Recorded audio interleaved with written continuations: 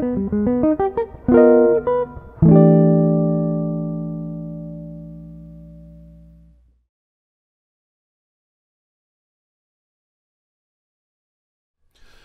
Larry Koonse for EliteGuitarist, and we're going to look at a piece by one of my favorite composers from musical theater back in as far as the late 20s, 30s, 40s, Jerome Kern. And Jerome Kern wrote another piece that we looked into, or maybe you've looked into this segment, All the Things You Are. That's probably his most famous composition. We're going to look at a lesser known piece by him entitled I'm Old Fashioned. And I love this piece because it goes to all these different places harmonically. And what I've done with this piece is I've added counterpoint, I've added some other sections as an intro to the piece that use the notion of playing a pedal pitch and working with some harmony that goes outside the key. And I've also added an extension to the end that uses that same concept of pedal tone on the bottom that sort of allows me to stretch out with harmony on the top. So there's a kitchen sink thrown into this arrangement. There's a lot of stuff here. And it's a relatively long form. So we're going to deal with this in 4 segments. Let's get it rolling. So basically the first shape here is an F6-9 with a C on the bottom. And you find the C at the 6th string, 8th fret with the 2nd finger. All right? A and D are played with the 1st finger, and that's at the 7th fret, and that's on the 4th and 3rd string. So you just sort of bar those 2 strings. G is played on the 2nd string, and this is bar 8, and that's played with the 3rd finger. Then you grab the top pitch with your 4th finger, and that's on the 1st string, and that's at the 8th fret. Okay, now C is going to be our pedal. The most common pedal to use when you're working with harmony and sort of stretching out in terms of like moving away from the key center like we're going to be doing, is the 5th of the key. So we're in the key of F, so the 5th would be C. So that's what we're putting on the bottom. And that's going to set up this motion into the top of the chorus, which moves to F. You know, C is the strongest pitch to go to F. 5-1, all right? Okay, so this first motion basically is an upbeat C on the and of 4, and then on the downbeat you play 2 eighth notes with the chord shape here, playing the bottom 3 notes and then the top note. So it sounds like this. And then you go back to the pedal pitch on 3, and then you're going to play that pedal pitch again as a connection to the next harmony. So this sounds like this. 1, 2, 3, 4. All right, I shortened the next one, which is going to be sustained. So I'll play that so you can hear it. 2, 3, 4.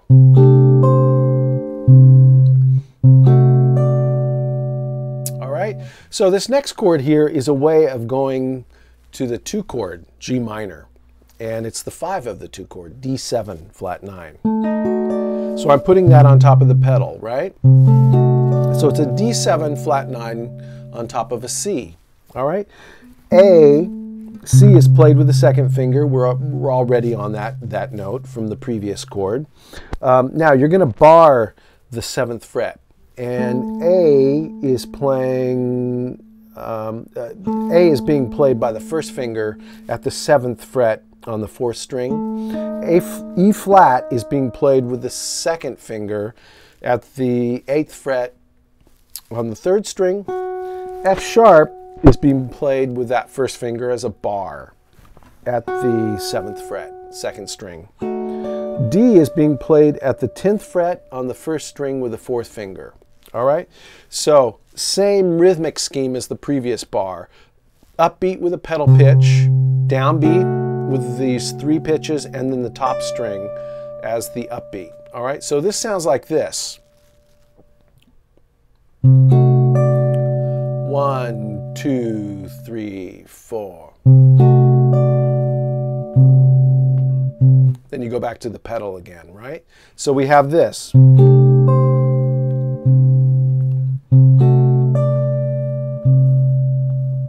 See how that works? Sounds like the bottom note's just a little sharp. Okay, next chord is this.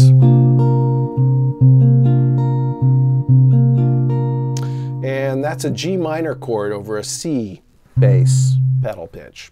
All right, C on the bottom with the 3rd finger this time. You know where that's located already.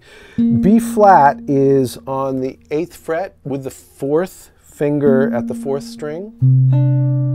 D is on the 7th fret on the 3rd string with the 2nd finger, and then you grab the top 2 strings with the 1st finger, 2nd and 1st string at the 6th fret, F and B flat. Same spiel, it's always the same rhythmic scheme.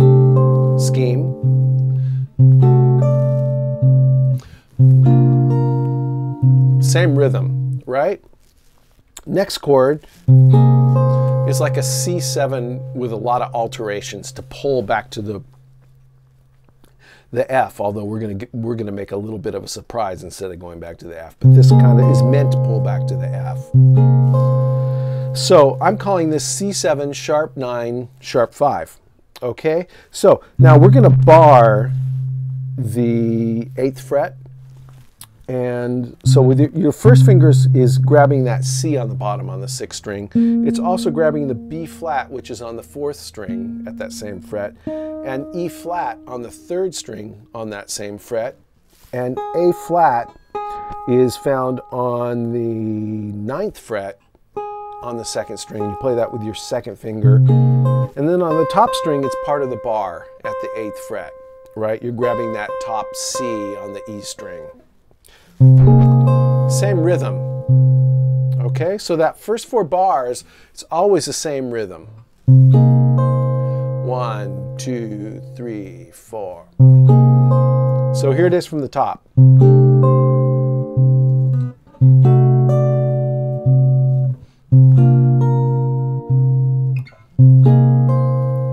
Here's a surprise. We're going to go to a 3 chord. We're going to do a 3, 6, 2, 5. A7 to D7 to usually would be G minor 7 2 chord, another substitution. We're doing a chromatic motion. A7, D7, D flat 7, C7, which takes us to the top of the form, F, right? So a lot of fancy chords here. Okay, so the first chord that we're going to play here for the 3 chord is an A7 sharp 5. All right, so you got A on the bottom, and that's the root. Open A on the 5th string. G is played with the 1st finger at the 5th fret on the 4th string. C sharp is played at the 6th fret with the 3rd finger on the 3rd string. F is played at the 6th fret with the 4th finger on the 2nd string. And A, the top note, is played on the 1st string with the 2nd finger. Same rhythm. 1, 2, 3, 4. And same scheme in terms of the bottom note, interior 3 notes, and then top note on the upbeat. Now we're going to go to the 6th chord, 3, 6, D7. This is a D7 sharp 9 sharp 5. I love this chord, a lot of color. All right, so D at the 5th fret, you play it with your 2nd finger on the 5th string. F sharp is found on the 4th fret. You play that with your 1st finger on the 4th string. C is found at the 5th fret. You play that with your 3rd finger on the 3rd string. And then you grab F and B flat on the top 2 strings, B and E string, 2nd and 1st string, at the 6th fret. And same scheme with the rhythm. 1, 2, 3, 4. Right? So that bass note always follows on 3, always. 3. Okay? Next chord, a love the sound of this chord. It's a D flat 6/9 with a sharp 11. It's a chromatic way of getting to the 5 chord. D7, D flat, C, right? All right, D flat 6/9, sharp 11. D flat is found on the 4th fret on the 5th string with the 2nd finger. Now you're going to bar the next 2 strings, 4th and 3rd string at the 3rd fret, F and B flat. You grab the E flat on the 2nd string with your 3rd finger at the 4th fret, and G on the top is part of the bar at the 3rd fret with the 1st finger. Same rhythmic scheme, 2, 3, 4. 3, 4, okay? The last chord before we actually start the tune is C9 with a suspended 4th inside of it. All right, so that's easy to find. You bar the 3rd fret from the 5th string, 4th string, 3rd string, 2nd string, and then on the top string, you play that A with your 4th finger. Okay, that's at the 5th fret on the 1st string. And then you just play a half note right on 3. So that sounds like this, 2, 3, 4. Let me play that section really slowly for you. All right, so you have 1, 2, 3, 4.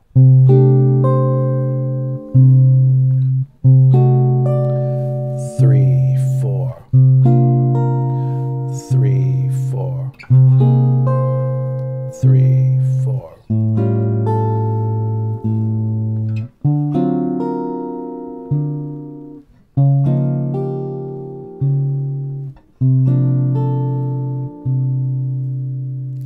All right, so let's start into the tune here.